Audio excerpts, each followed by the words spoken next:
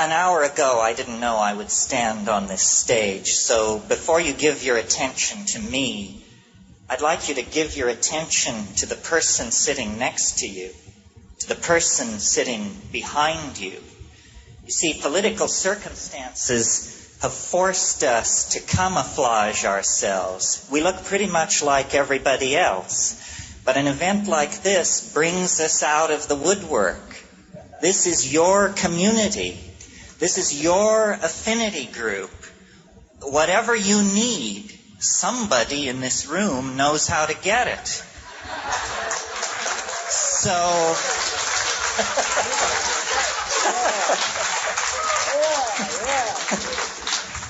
So it's not necessarily the four dicks on the stage that are going to lead you into a new world. It's what you do for yourself to make this inner journey. As Tim's mentioned, we've all been down in Linz thinking about virtual reality. And of course, for an American to come to Germany is to think about the great changes that are happening here.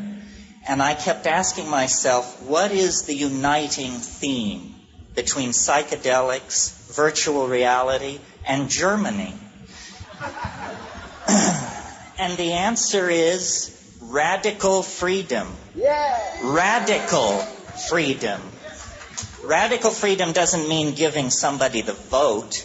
Radical freedom means the right to take over and control our own destiny and the destiny of this planet.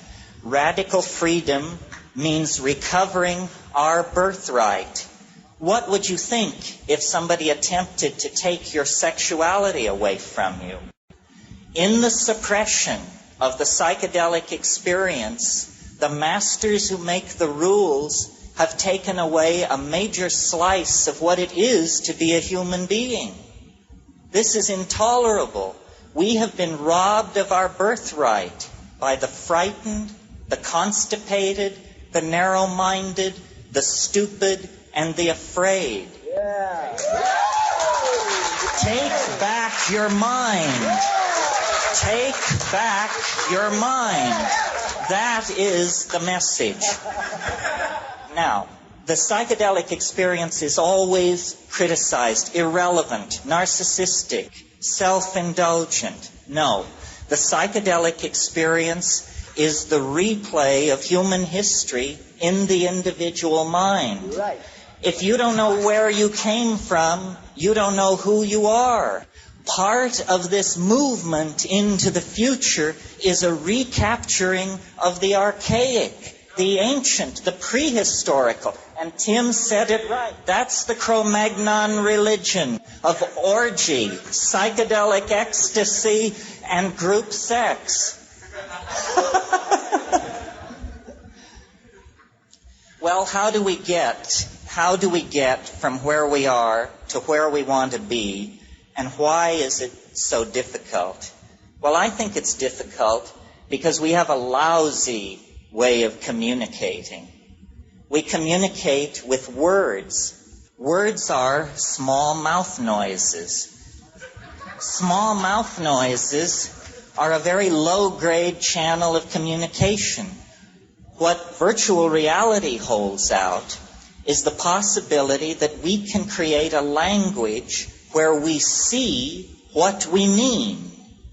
If we could see what we mean, we would have a kind of telepathy.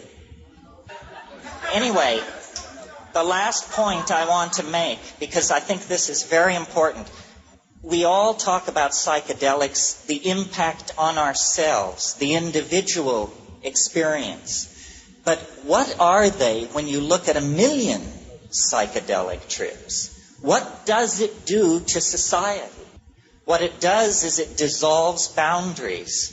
It dissolves the ultimate boundary, which is the ultimate fuck-up, which is ego. Ego is something invented by frightened people 20,000 years ago as a way to suppress women, as a way to suppress sexuality, as a way to suppress the wonder inherent in the world. Psychedelics are catalysts for the human imagination. We were called forth out of monkey existence by the fact that we had strange eating habits.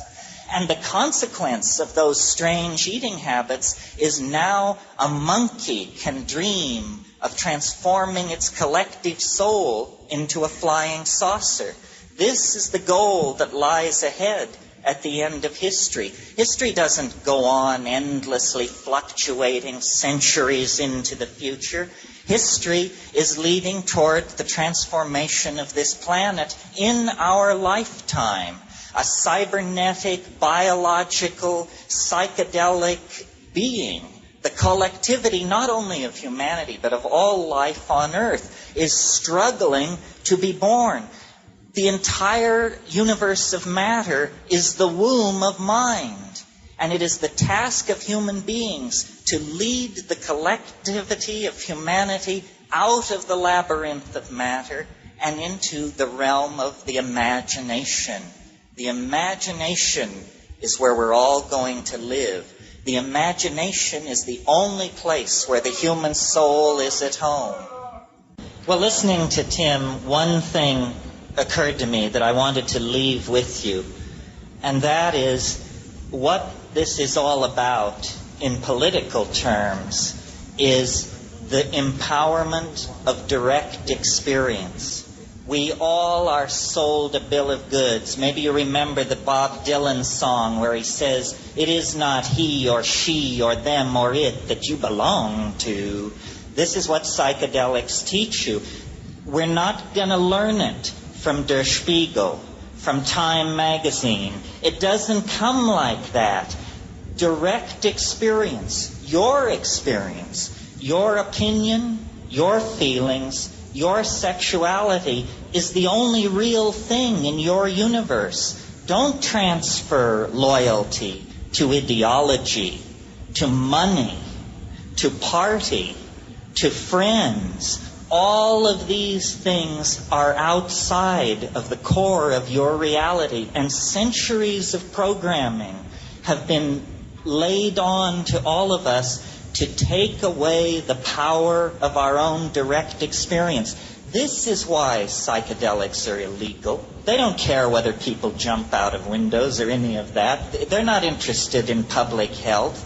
They do not want people to take back their minds. And we're going to take back our minds. Soon. The sooner the better. That's really, to my mind, the bottom line. That's why this thing has potential world consequences. Because an empowered individual in touch with their own existential core can do what that guy did with the 18 tanks. It was an idea that stopped the tanks, and it was an idea expressed not over state radio, not through the newspapers, but by one person taking a stand. You know, a great American philosopher, and I hope it was Emerson, said... No, it was Emerson. said, if you are right, you are a majority of one. You are a majority of one.